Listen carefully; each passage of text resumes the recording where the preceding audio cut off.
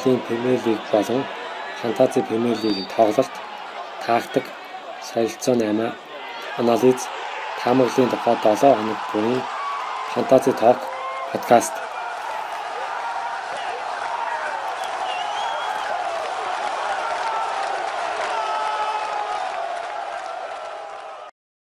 Фантази Talk-ийн 2 дахь дугаар эхэлж байна. Премьер Лигийн эхний тойрог болж өнгөрлөлөө. За өөрийнхөө Фантази багийнхаа тухай танилцуулаач. Юу болж өнгөрөв? Ерөнхийдөө нийт бага арах юм бол их маш бага оноо авсан. Тэгээд нийт дээр нь 70 оноо авсан байна. Тэгээд Стерлинг 40 оноог нь авсан. Трипл хийсэн. Тэгээд дамжуулалттай би Стерлингийг нөгөө капитанаараа тавьсан байсан. Тэгээд Стерлингээр нь 20 оноо, тэгээд капитан гээд 40 оноо авсан. Тэгээд бусд нь бол бусад 13 тоглогч маань нийлээд 30 оноо авсан гэхээр их муу тоглолцлоо гэж бодож байна. Тэгээд нөгөө Стерлингийг нөгөө трипл капитанаар тавих тийм нэг зүм юм нэг байгаад байсан. Тэгээд эргэлдэж байгаа. Тэгээд эхний тоглолтын дээр бас шууд ингэж бас болохгүй байх гэж бодоод болцсон. Тэр бас их алдаа болчихлоо гэж хувийн зүгээс бодож байна. Тэгээд одоо энэ байгаа багаараа дараагийн гэрд бинтэл дүүрчихгүй л бол дараагийн төрөгт энэ багаар ер нь дахиад тоглоно л гэж бодож байна. Эхний тоглолтоор ингээ бүх юм ингээс харж болохгүй байх. Тэгээд дараа нь Стерлинг 40, Бройн 7, Фермино 5 оноо, Эверсны Дин 6 оноо авсан байна. Уул нь Сигүрсэн, Робертсон, Пресер энтерт их итгэл найдвар өгч ирсэн ч тэгээд ер нь одоо 2 оноо л авах шүү дээ. Тэгээд миний хойдлын хамгаалагчд бол ер нь маш бага оноо авсан. Довтлооны 2 хүн маань нийлээд 7 оноо авсан гэхээр энэ төрөгт бол жоохон муу л тоглолцлоо. Гэтэ Фермино мөр хоёрыг ер нь тэгээд удирдлын душ сайн дажгүй тоглолт үзүүлчих واخ гэж бодоод байна. Тэгээд бага болохоор нөгөө нийт үлдэрлээр нь хараа сонгоцсон. Тэгээд ер нь нийт тоглогчдоос ер нь 4 тоглогчийн л удирдал дуусгах гэсэн солино гэсэн бодолтойгоо болохоор энэ бага нэг өөрчлөхгүйгээр дараагийн төр дахиад нэг үзнэ гэж бодож байна да. За миний хувьд болохоор баг манер энэ тарихт бол нэг хангалттай оноог баг нэлээд таарахын гэж дүгнж болно да. 37 оноо авсан нийтдээ.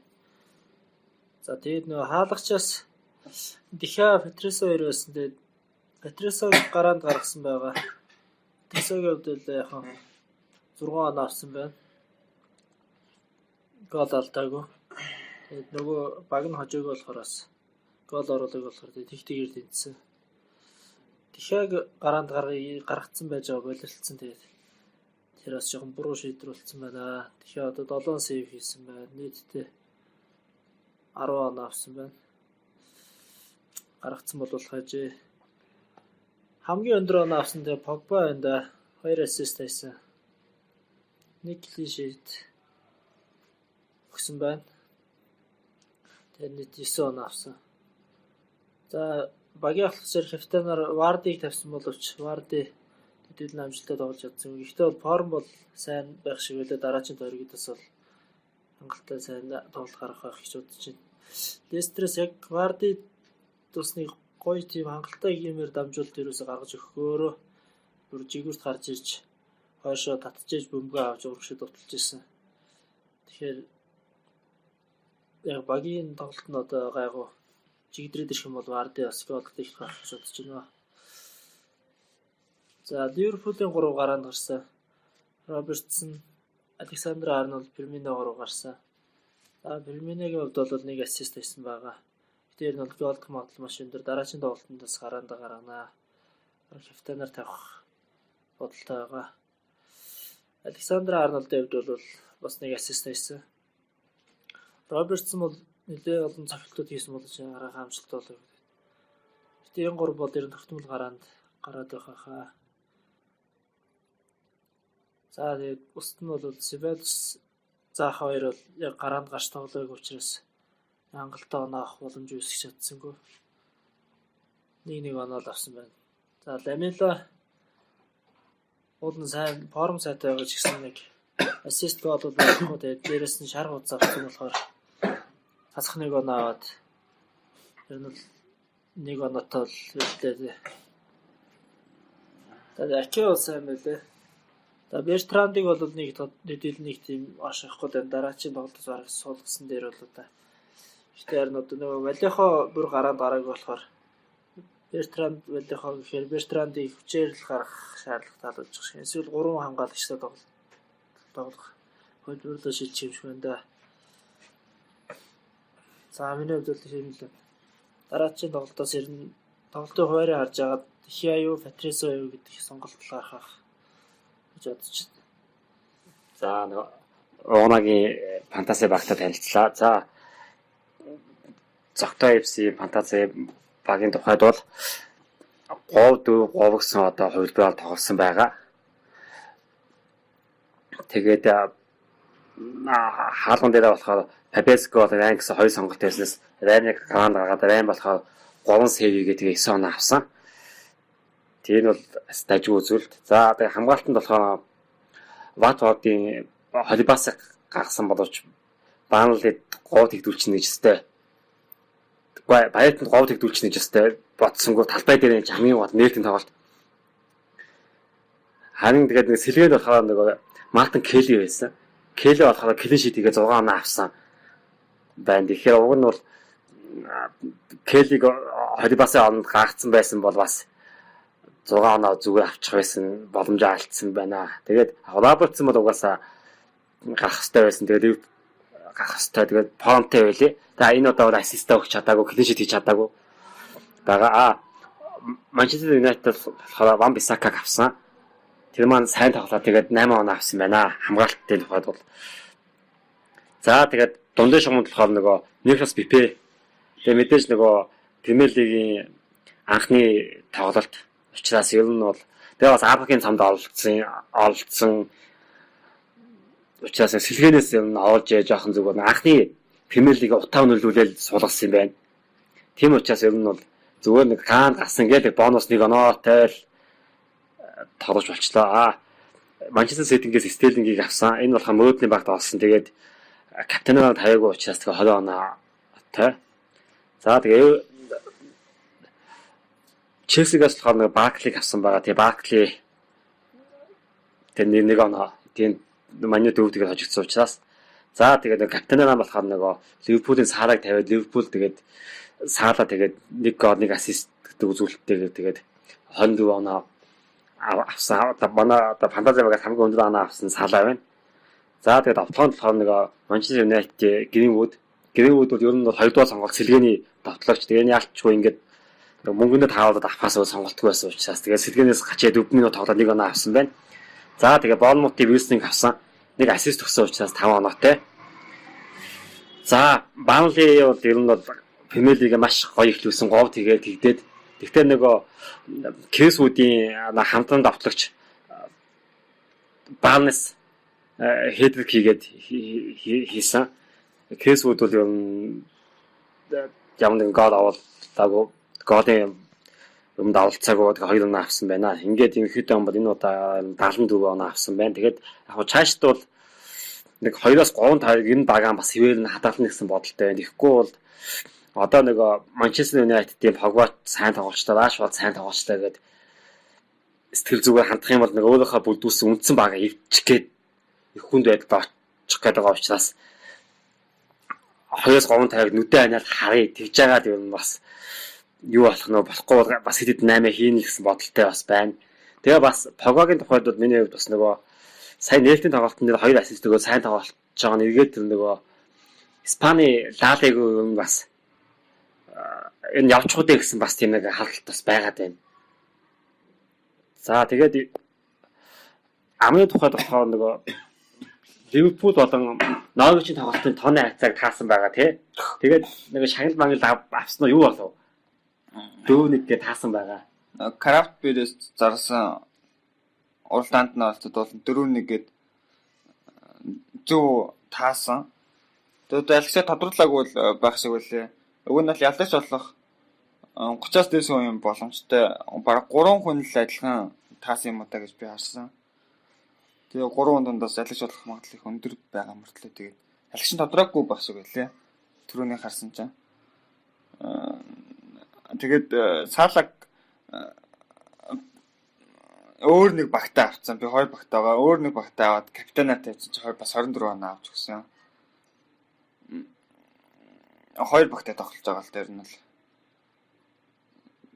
Тэгээд ерөнхийдөө хамгаалтын бүрэлдэхүүн их адилхан болчиход тоглооны бүрэлдэхүүн дээр л жоохон тоглолт хийх гэж үзээд. Тэгээд бас өмнөх хөлтөрлийн багуудын чансаг энэ жил бас ингэж нэг ихний тоглолтын дээр ингэж тоглоно гэж юусоо бодсонгүй сэнс нүүл бол аюу их болчлаа. Эргэлзээтэй. Тэгэхээр ихний тойрог жоохон азгүй байлаа. Өмнөх талаараа Карапир очиж даацтайгаар л дуусгаад да. Карапир очиадгүй л тэгээ бүр азгүй юм болох гэдэг. Листрийг Эвертон бас тэнцэнэ гэж бодоагүй. Вартпортыг бас ингэж мод оломж гэж бас бодсонгүй. Бретник бас ингэж сайн тогломж гэж бодсонгүй. Тэгээ Маню Челсиг таамаглахтай болно. 3-1 гэж таамаглаж байсан чинь тэгээд 4-ийг дүлнэж гэж бас бодсонгүй. Гэтэ тэр эднээлийн давталт их гоё боллоо. Дээрээс бас ахын бол тэгээд Сити Ливерпул хоёр бол тэгээд ер нь өөртөө гинтэл хожигдчих гол гэж жижигэн багуудаа ер нь тэгэл 3-4 гол стэйж голоор тэгэл хожоол явчих юм шиг байна гэж харж байна. Норвич бол тим уус тоглоогүй. Их сайн тоглосон Норвич. Тэгээд Ливерпул бас Манен бас байгаагүй. Урдлын 3 бас бүрэн бүрэлдэхүүнээр тоглоогүй гэж бас харж байна. Гэтэл Сити бол одоо түрүүжлийн сайн тоглосон тамирч нь ерөн сэлгэн суусан. Гол 3 тамирчин бол Фернандо Силва суусан. Гэтэл тэгээд талбай дээр энэ 3 одоо гарааны 3 гол тоглогч нь л байлаа. Туснаар нь байхгүй байлаа гэж харж болох гэдэг юм л та. Талбай дээр Дэвид Силва тэгээд Де Бройн тэгээд Стилен гурвал байсан. Бус нь бол яг баталгаатай гараанууд биш дээ. Өсөн мөртлөө ингэж тоглоно гэхээр Ситигээс ер нь болж өгвөл тоглооны 2 заавал авах хэрэгтэй. Бош таарах гэдэг. Бэлтгэмжлэн сайн тооцоолж байгаа. 2-3 тойргийн дараагаас Бернард Силва тоглож эхлэх баг. Тэр үед нь авах хэрэгтэй гэж бас бодож байна. Би нөө Сигүрснээ бас Бернард Силваг авъя гэж бодсон. Гэтэ одоо шууд ингэ тоглоулчихгүй байх гэж бодоод болцсон. Тэгэхээр ер нь 2-3 тойргийн дараа миний 8-нд ер нь Бернард Силва гэх мэт ингэ орж иж магадгүй бас гэсэн бодолтой байгаа учраас эхний 2 тойрог ер нь одоо юу ч болсон 20 оноо авсан ч хамаагүй тэгээ 8 ирэхгүй л гэж бодож байна да. Тэгээ энэ тайга онцлох хамгаалагч нөгөө Марец бас 3 ассист өгсөн байгаа тийм. Тэгэхээр нодон жил бол ер нь их гаанд гаш тоглоагүй. Энэ жил тэгэхээр шууд гаанд гаш тоглоо 3 ассист өгсөн. Тэгэхээр бас энэ форма бас их хадгалах болов гэсэн байдалтай. Ер нь тэгээд нөгөө хуучин тэр нөгөө Лестерс хийдэг тоглож байсан. Тэр Марецийн тоглолт бол нөгөө гослон тоглолтууд гэхээсээ илүү Ситигийн формонд авсан тийм нэг гоё дамжуур тоглолтыг болсон бас өөрчлөгдсөн харагдчихлээ.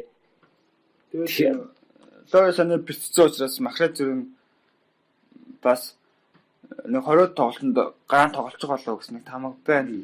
Ер нь бол Бернард Силватай л байраа болооцлох гол. Гэтэ Бернард Силва тоглолтоос хамаараа төрөөж гисэн орж иж магадгүй учраас санаагийн бэлтгэл эсрэгээр Махрад том боломж олчлаа гэж хараад байна. Тэр нь Сити гол 2 гол оруулах юм бол аль нэг голд Махрад заавал оролцох байх л гэж бодож л да талбайд байгаа нөхцөлд. Тэгээд хуучны Де Бройныг бас нэг жоохон харслаа. Де Бройн өөрөө л нэг зөгчөөгээд зөхгүй болохоос биш дамжуулалт готолцсон болохоос биш. Хуучны Де Бройныг харсан. Стерлинг ер нь ингээд бөмбөгтөөд байх болоо гэж бодож байна. Тэр Агуэротой 11 балаацлт дүр зураг бол ер нь өөрөө би энэ багийн Цоцлооны гол хүн шүү. Би гол их өстой хүн шүү. Надад итгэл найдвар их өгч байгаа учраас гээд өөртөө маш их тийм нэг өөрөө хариуцлага хүлээсэн хүн шиг тоглож илээ. Их итгэвтэй. Тэгээд бас Ливерпулд байсан Стерлинг одоо Ситийн Стерлинг нэг системтэй ууссан, толгойн их сайн ажилтдаг болсон. Тим Стерлинг байна. Тэр нь агуурыг би ингэж олон тоглолтод тоглохгүй байх гэж хараад байгаа. Тэгээ багийн уур амьсгалж өрнө. Агуураад ч баяр үргэж байгаа хүмүүсийн царай харахаар за нэг ёслоод өнгөрч идэ гэсэн байртай. Тэгээд Певч бас нэг эхний пенальтаа сайн зохиж чадаагүй. Гэсэн утгаараа бас их шүмжлэлтэй талбайгаас гарахт нь нэр нь хідүү хилээл харагдчихсан. Их мэтээс шалтгаалаад Стерлингийг өрнөөс авчгаад 12 саяхан өнийг барьчих байх гэсэн бодол байгаа л байна. Тэгээд Маню ч хэлээ үдчих чаддаг болохоор бас сайн юу хийж чадахгүй байна.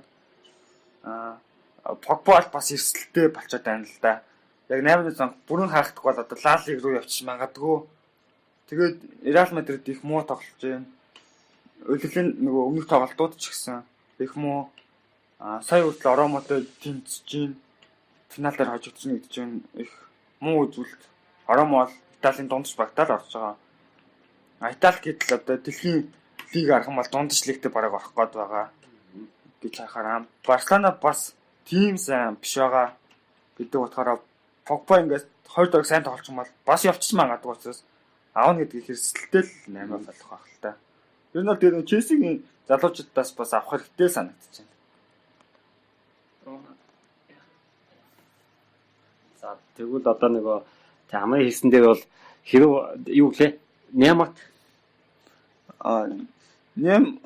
төлөө 125 сая дээр нэмэх нь Модрич гэдэг. Ер нь бол 200 сая санал тавьсан гэж би хараад байна л да. Модрич бол яаж нэг 60 саятай байгаа бол 70 сая хүрэх байх гэж бодож байна. Тэгээд Модрич дээр 125 гэдэг бол бараг 200 сая санал дээр Реал Мадрид шууд тавьчлаа. Тэгэхээр нөгөө Барсагийн тухайд бол одоо хэрв Неймар Реал явчих юм бол Погбагууд бас Барса одоо сууж болохоо нөхцөл үүсчих гээд байгаа байхгүй яа энэ 8-аас харах юм бол тийм бас Эриксэн авах өндөр магадaltaй манай Эриксэн яа тэгвэл түүний шугам бас яг найдвартай гоё биш байгаа. Учираас тэр Реал том 8 гэх юм бол Барса нэг том 8 дахиж хийхээс замгүй л болох байх та. Ер нь бол Неймарыг чинь баг Реал хийхээс илүү Барса цаагаараа бас нэлийн яриа хийж байгаа юм байна лээ. Тэгэд нөгөө авах магадлал өндөр байгаа. Реал харин яг мөнгөөр л зодоод авчихгүй бол баг Неймарыг бол баг Барсараа явах магадлал нэлээ өндөр байгаа. Баг илүү байх магадлалтай юм бэл гэж харж байгаа. Тэр цаанаасаа үсээ Paris Saint-Germain-аас одоо ихний нээлтийн тоглолтноор бол гараанд гараагүй байлээ шүү дээ. Неймар тэгэхээр Цумын тоглолтод гараагүй. Тэгэхээр ч нэг ер нь бол явна гэдгийг илтгэл байгаа юм да тодорхой. Тэгэхээр Барселона цаанаас үсээ 8-ага алуулах шуурхай хиймээр гэсэн тийм шаардлагыг хөрвүүлж байгаа юм байна. Тэгээд яг Неймар болохоор мөнгө талаас Реалтаа бас тохиролцоонд хүрчүүлэх гэсэн тийм байр суурьтай байгаа болохоор жоохон удаагаад байгаа юм байна л дээ. Тэгээд ер нь баг Лалиг эхлэхээс өмнө баг 8-ны асуудал шийдэж байх гэж бодож шүү дээ. Неймар аль нэгэнд нь очих хаа өөрөө өсө тийм шийд. Ер нь бол баг үлдэхгүй байх Paris Saint-Germain. Неймар хэрэг Барсад очивол Реалын зүгээс Погбатай яах вэ? Реалын зүгээс Погбаг авах магадлал байгаа. Гэхдээ ер нь одоогийн бүрэлдэхүүнээр ч гэсэн хангалттай л гэж үзэж байна. Яг гоо бүр найдвартай баталгаатай одоо нэг хүчтэй зузаахыг үл яг Погбаг авч болох л. Тий. Ер нь бол Модричийн форм бол маш сайн байгаа.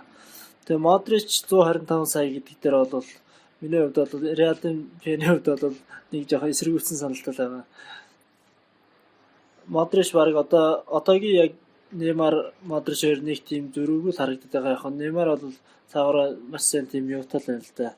Хандлт ихтэй байна л да. Тэрийгээрэл түрээд байгаа. Яг ирээдүй гэж харж байгаа болохоор л тийч зүтгэж байгаа.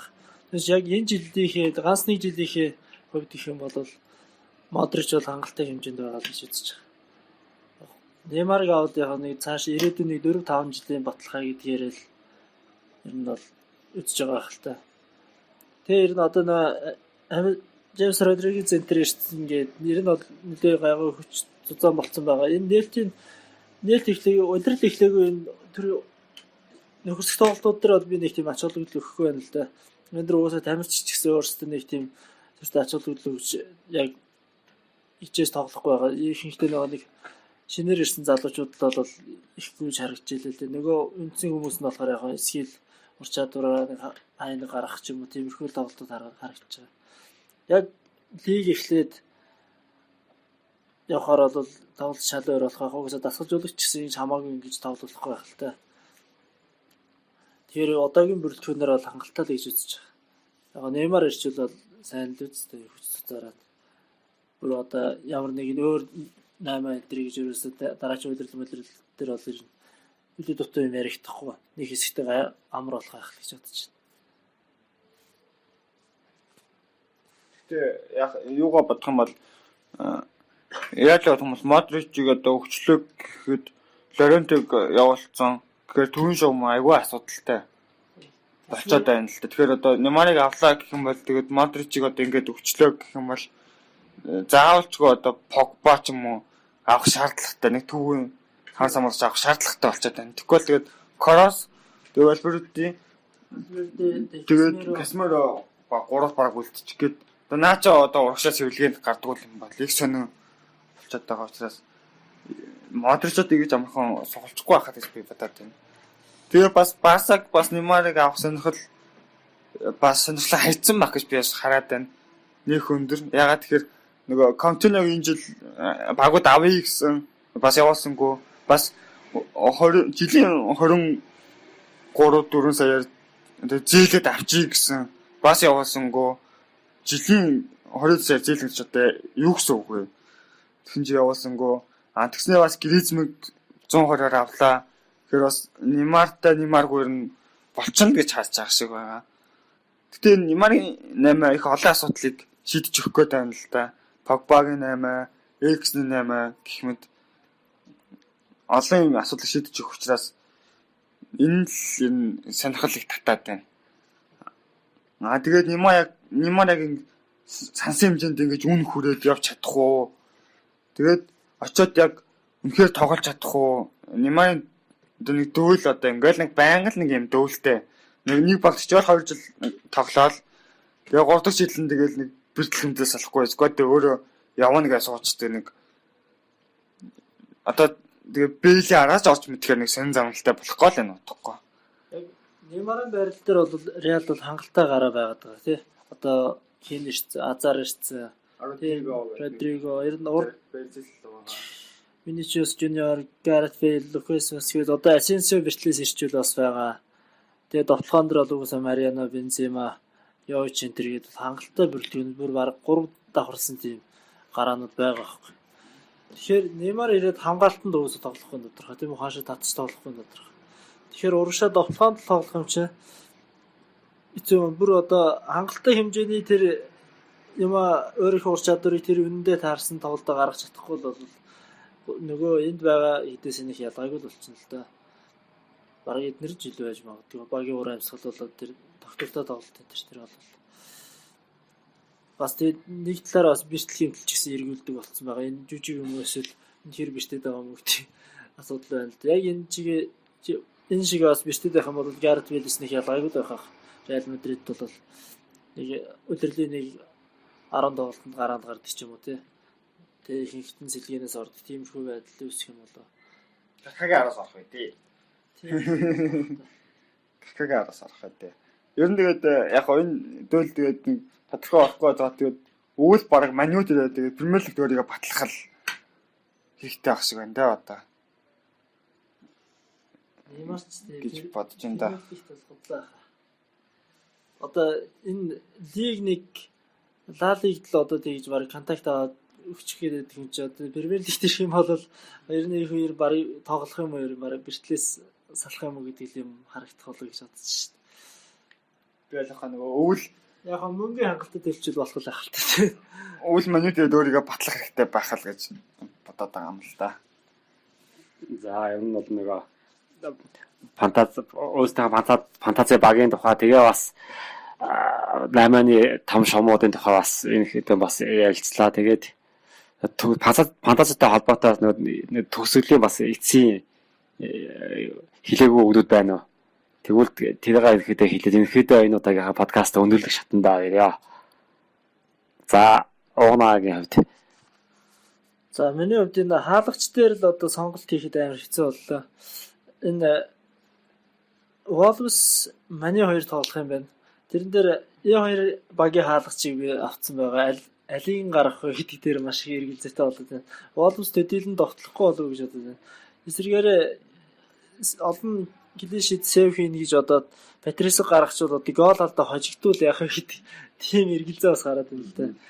Дэхягийн хувьд цохилууд нэг хэрэггүй ч гэсэн яг хожвол бас клишэдтэй бас амар юм болов уу гэж бодоод алийг гаргахаа яг тодорхой шийдэв үлээ. За тэгээд бусдаар бол дахиад сая Арсеналын гараанд гараагүй ер нь тоглоогүй бол энэ одоо дараачийн тойрог дээр 2 дугаар тойрог дээр гарах юм болов уу юм болоо.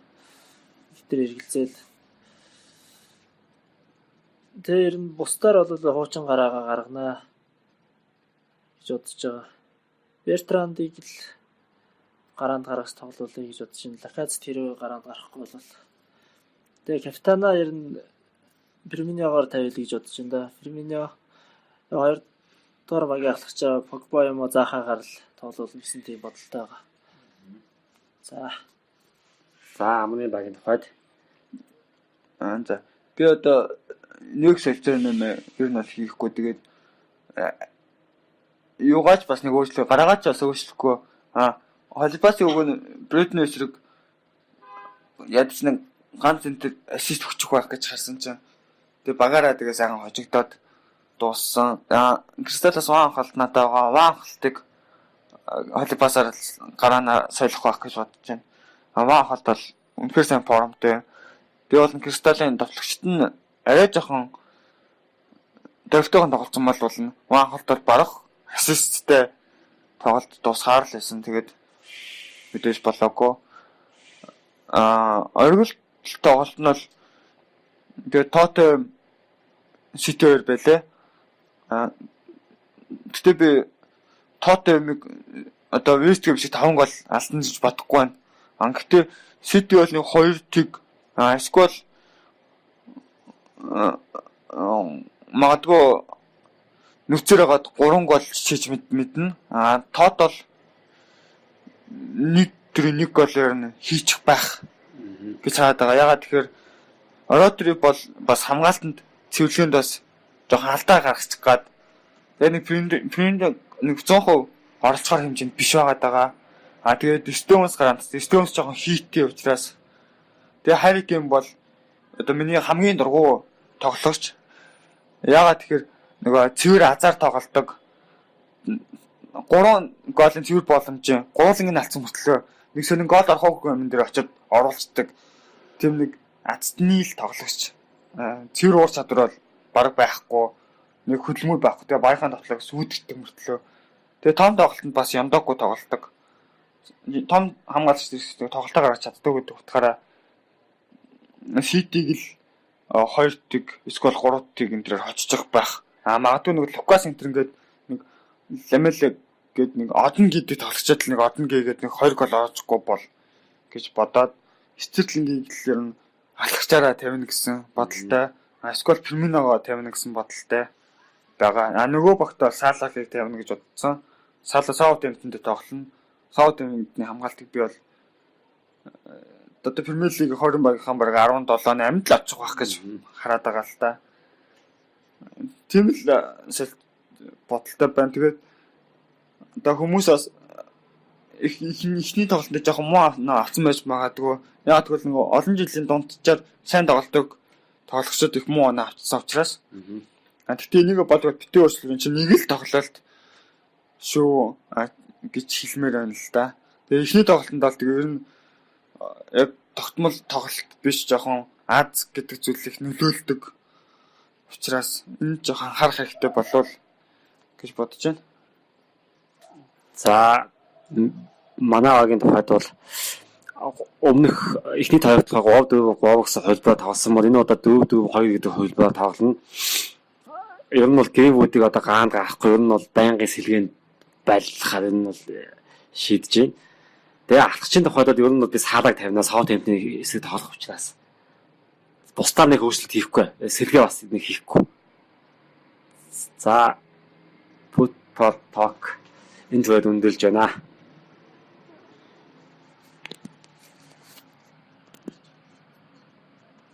Яс удаан болчих. Өөр алин гаргасан. Юнайтед Клин шийдэн дээр ах дөө. Магуйч хамгаалтанд ажиг болгоцсон юм биш үү? Манийг. За Football Talk энэ зүйл өндөрлж байна.